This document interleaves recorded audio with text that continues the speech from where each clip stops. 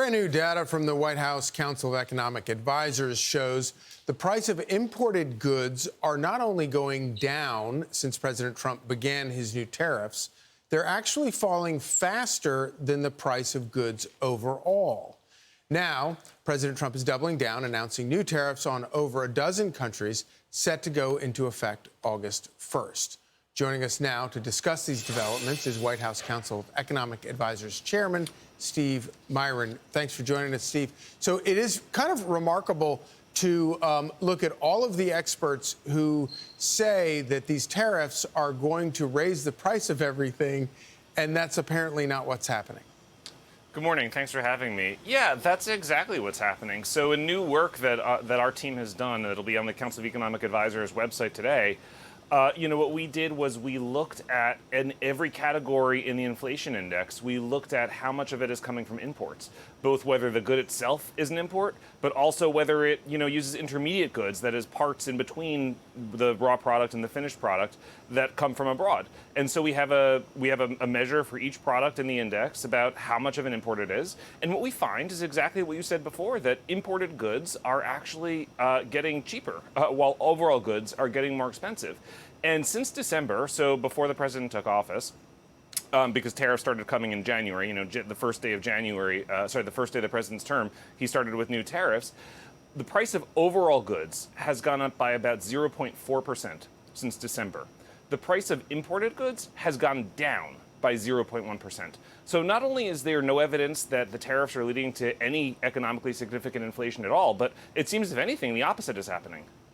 Can you explain for people who are not an economic expert why this is happening?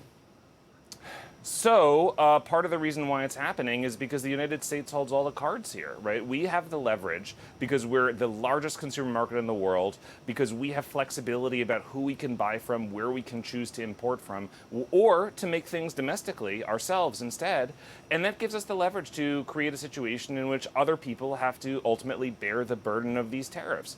And that's part of why what you're seeing in the data is that there's no inflation as a result of these things. There's no increase in consumer prices as a result of these tariffs. And if anything, the situation is actually extremely benign. So those who have been very concerned about tariffs have got it wrong again, just as they did in 2018, 2019.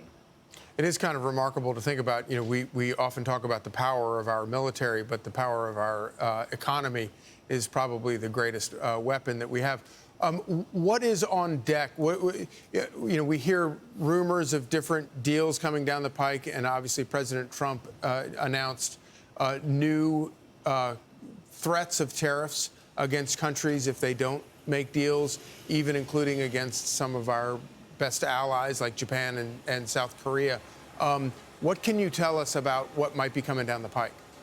So the president knows that these tariffs give us so much leverage because we do have the largest consumer market in the world, and because we can force others to ultimately accept the cost of the tariffs. And the president knows that, and that helps him procure concessions from other countries, which have already resulted in a few deals that have been great for America. I would still be optimistic that we can see more deals before the end of the week. However, it's incumbent upon the other countries to make the concessions that convince the president that the deals are worth taking for America. Because otherwise, as you saw with the letters the president sent out yesterday, if these countries don't step up and if they don't take steps to address the decades of grievously wide trade deficits that the United States has run with them, then that's not enough to convince him. And you get the letters with very high tariff rates as a result. Right. Steve Miran, thanks so much for joining us. Thank you. I'm Steve Doocy. I'm Brian Kilmeade. And I'm Ainsley Earhart. And click here to subscribe to the Fox News YouTube page to catch our hottest interviews and most compelling analysis.